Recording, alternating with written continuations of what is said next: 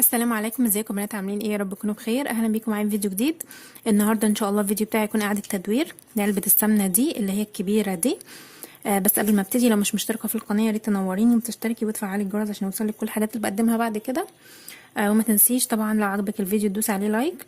احنا هنعيد تدوير علبه السمنه دي. هنعملها زي منظم. بس هنعملها منظم ازاي؟ هقول لكم. هنغير شكلها تماما، يعني مش هتبقى باينه اصلا ان هي علبه سمنه. اول حاجه لازم ابتدي بيها. شايفين الاطراف اللي جوه دي طبعا بارزه لبره. هنجيب معانا الزراديه ونبتدي نتك عليها كده. اي حاجه بتشتغلي فيها تكون ليها سن زي ده. علب سمنه صغيره، علب صلصه، علب تونه، اي علب زي دي يستحسن ان انتي تزقي الاطراف دي لجوه طبعا، علشان بس ما يحصلش اي مشاكل لا قدر الله، ولا يحصل اي يعني تعوير او كده. بطريقه بسيطه خالص بتتكي عليها اهو. انا بمشي ايدي عليها، ما فيهاش اي مشكله.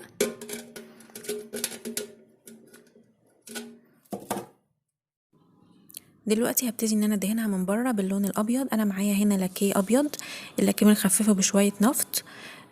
طبعا انا جايباه ابيض. وبعد كده هنبتدي ان احنا ندهن كويس من بره. هنحط ممكن لو حسيتي ان الكتابه لسه باينه شويه ممكن تديها اكتر من طبقه، يعني طبقتين. وهنسيبها كمان تنشف كويس جدا في البلكونه، لانه بتبقى ريحته يعني نفاذه شويه، فسيبيه في مكان مفتوح ينشف كويس.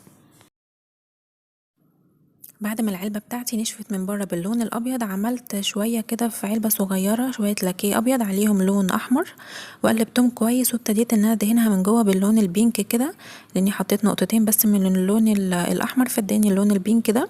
وابتديت ان انا الونها. طبعا تقدري تغيري براحتك في الالوان غير البينك، يعني تعملي الالوان اللي تريحك. بتحطي نقطة واحدة منها صغيرة على اللون الابيض، بيديك الدرجة اللي انت عايزاها. دلوقتي علبة السمنة كده معايا نشفت طبعا من جوه ومن بره. هبتدي ان انا ازينها. معايا هنا ورنيش مائي في العلبة دي GLC، ومعايا كمان مناديل. عارفين مناديل بتاعة اعياد الميلاد او مناديل السفرة. تجيبي طبعا الشكل اللي انت عايزاه. مناديل اعياد الميلاد بيبقى عليها رسومات ممكن اطفال او كده، ومناديل السفرة بيبقى عليها رسومات زي دي. دي كنت جايباها، ممكن تلاقيها يعني في محلات بتاعة الادوات المنزلية. دول الرسمة دي يعني كنت شاريها من ايكيا. طبعا بنحط الاول الورنيش المائي طبقة خفيفة كده من تحت. زي ما انتوا شفتوا معايا انا بفك المنديل خالص، ما بيبقاش منه غير الرسمة بس. يعني هو بيبقى 3 طبقات.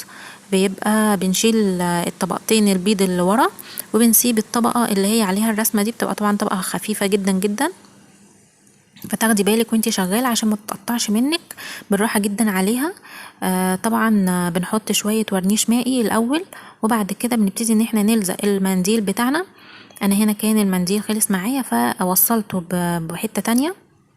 زي ما انتم شايفين كده كل اللي على الاطراف ده هنظبطه دلوقتي، وهنقصه وهنشيله هنظبطه يعني بحيث ان هو ميبقاش باين خالص. هشيل الزياده كده معايا.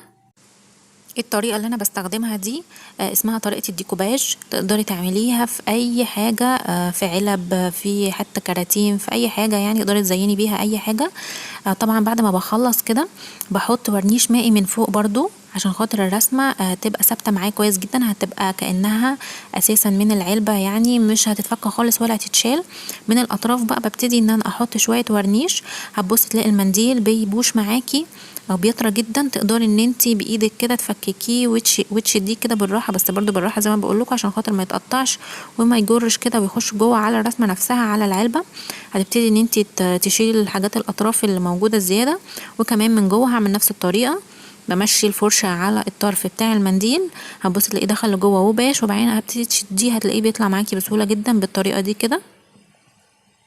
اما الزياده دي همشي عليها برضو بالفرشه بحيث ان هي تدخل لجوه. وبعد ما اخلص خالص هبتدي ان انا اخد طبقة بقى سميكة مش خفيفة. هاخد شوية كده كتير من الورنيش، علشان خاطر يبقى اساسا الورنيش ده بيبقى طبقة عازلة من المية. يعني تقدري العلبة دي تغسليها طبعا من جوه ومن بره عادي جدا. زي ما انتوا عارفين برضو اللاكيه بيتغسل عادي جدا. فطبقة الورنيش زي ما بقولكوا بتدي طبقة حماية. اول ما تنشف هتبقى طبقة شفافة، مش هتبقى باينة خالص. الرسمة بتاعتنا هي اللي هتبقى باينة بس. ده كده شكل العلبه بتاعتي بعد ما نشفت. هنسيبها تنشف كويس جدا براحتها لحد ما تلاقوا الورنيش بقى شفاف كده، يعني الرسمه بس بقت باينه وما بقاش مشيتي ايدك عليه ما بقاش بيطلع معاكي ولا حاجه. هبتدي دلوقتي ان انا اجيب كرتونتين نفس المقاس بالظبط، المهم ان هم يدخلوا جوه العلبه يكونوا مستريحين ومش واسعين ولا ضيقين. وبعدين انا معايا هنا الستيكر اللي هو بتاع مش بتاع رخامه، لا اللي احنا بنزين بيه يعني اي حاجه ممكن نغلفها، بيكون خفيف شويه، تقريبا بيبقى المتر منه ب5 جنيه، مش غالي خالص. هغلف القطعه الكرتون بتاعتي. ممكن برضو تعمليها بنفس طريقه الديكوباج زي ما قلت لكم، برضو بالمناديل، ويبقى كله شكل واحد، واخدين نفس الرسمه عشان يبقوا لايقين مع بعضيهم. هبتدي ان انا اغلف القطعتين الكرتون اللي معايا بالطريقه دي كده من ناحيتين طبعا.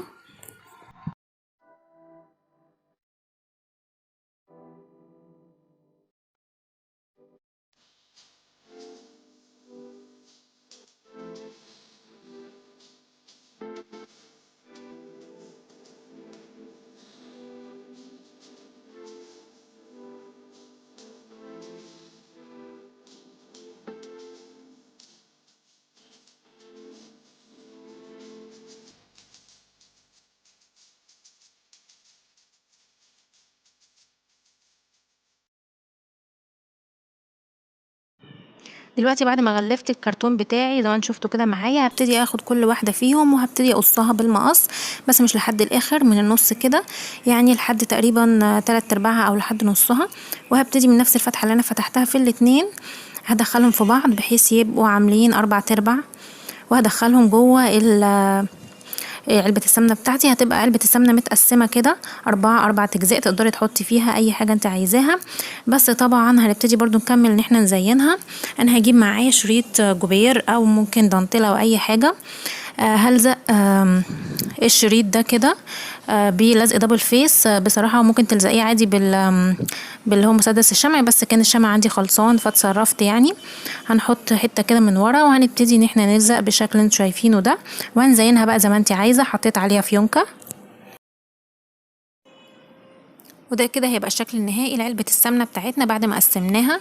نبتدي بقى ان احنا نستخدمها في 100,000 استخدام، يعني انا هوريكم كده كام استخدام ليها.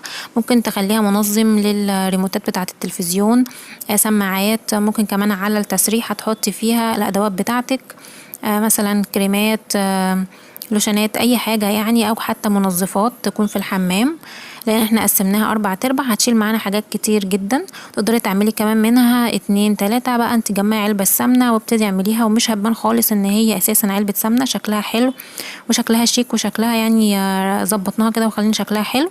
كمان ممكن نستخدمها كمنظم للمعالق، مثلا السباتيولات بتاعتنا اللي في المطبخ، او تعمليها للشوك والمعالق والحاجات دي. انا عن نفسي هستخدمها منظم للشوك وللسكاكين وللمعالق، يعني قلت لكم ليها كده استخدام كده زي ما انتم شايفين معايا.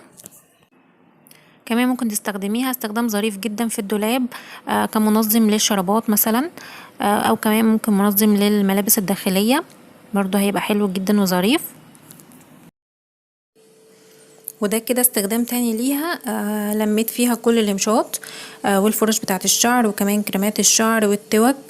هتلملك حاجات كتير جدا لو استخدمتيها على التسريحة زي ما انتوا شايفين كده معايا. ليها 100,000 استخدام زي ما بقول لكم. برضو ممكن نستخدمها في استخدام تاني. انا هنا جبت البندانات بتاعتي كلها، حاولت المها او افردها كده قدامي والفها على شكل رول، وطبقتهم وحطيتهم جوه العلبة. برضو رميت لي كل البندانات اللي كانت عندي بالطريقة دي كده. انا كده تقريبا قلت لكم كده استخدام ليها، استخدامات كتير جدا تقدري تستخدميها زي ما انت عايزه، انا استخدام اللي يريحك. وكده خلصت الفيديو بتاعي، يا رب يكون عجبكم. ما تنسوش بقى تقولي رايكم ايه في الكومنتات، وكمان اعملوا لايك على الفيديو لو عجبكم، وقولوا لي هتعملوا انهي يعني هتستخدموها في انهي استخدام. ما تنسوش بقى لايك على الفيديو، كمان اشتركوا في القناه لو اول مره تشوفيني، فعلي الجرس كمان عشان يوصلك كل الحاجات اللي بقدمها بعد كده. وان شاء الله اشوفكم في فيديو جديد وفكره جديده قريب جدا. مع السلامه.